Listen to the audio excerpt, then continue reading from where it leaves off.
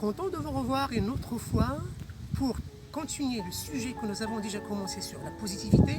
Vous rappelez très bien, nous avons déjà commencé avec le premier point sur la croyance et le deuxième point, c'était la prise de conscience de votre négativité. Aujourd'hui, nous avons traité l'amour du soi. Et vous allez voir que l'amour du soi, c'est une source inépuisable de la positivité. Je suis moi-même. J'adore mon corps, mon visage. Je suis plein d'amour et d'affection. Je suis joyeux, content. Je suis en bonne santé physique et mentale. Je me suis engagé dans un processus de changement positif. Je suis optimiste, aimable par tout le monde. Au où j'aille, je trouve de l'amour.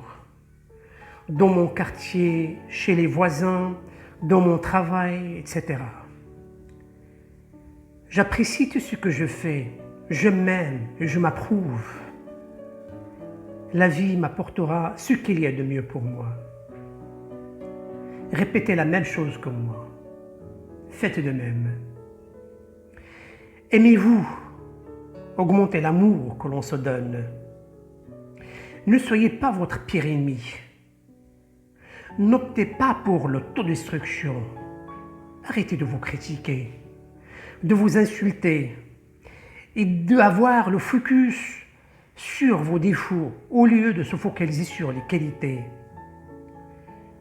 Ne soyez pas de ce genre, des gens qui se critiquent chaque jour sans cesse, se dénigrent. Je suis bête, je suis maladroit, je suis nul. Attention, votre subconscient prend tout au sérieux. Il n'a pas le sens de l'humour. Soyez en paix avec vous-même pour ne pas vivre une guerre intérieure. Ayez suffisamment d'amour pour soi pour éviter cette guerre. Vous vous rappelez, nous avons tous appris une fameuse phrase dans l'école à l'époque, dont j'ignorais à l'époque sa signification. La phrase est la suivante: tu aimeras ton prochain comme toi-même. Aujourd'hui, j'ai bien compris sa signification. En effet, les prérequis de l'amour du prochain est de s'aimer soi-même. Si vous êtes en colère contre vous-même, si vous manquez d'assurance et de confiance envers vous-même, vous serez victime des idées négatives, victime du stress, et vous perdrez le chemin de la positivité et des bonheurs.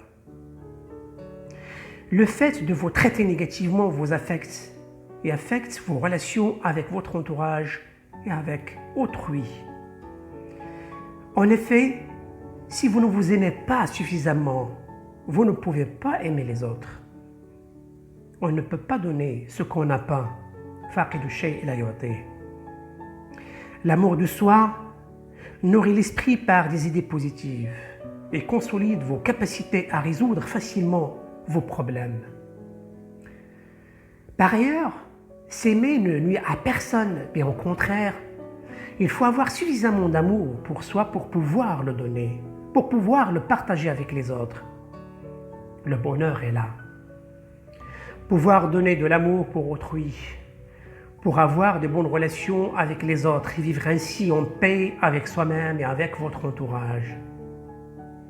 Apprendre à vous aimer vraiment, à avoir de l'estime pour vous, à vous approuver. De cette manière, vous allez être positif et capable de gérer votre négativité. Vous ne devez jamais vous déprécier, vous détracter, vous critiquer. Acceptez-vous tel que vous êtes et optez pour le changement tant que vous avez la volonté pour le faire et le pouvoir de le faire.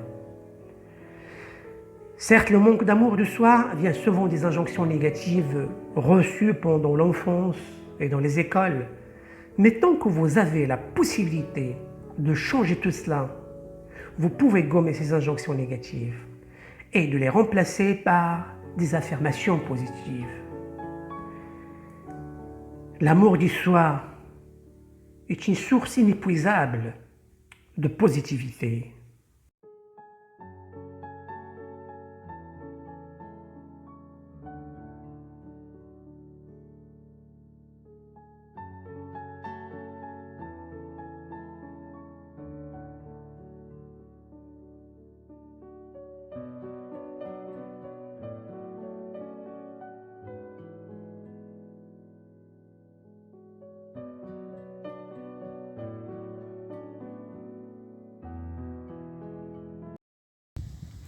après avoir traité le troisième point sur l'amour du soi, je vous donne rendez-vous pour traiter un quatrième point, ça sera sur le pardon, savoir pardonner. À bientôt.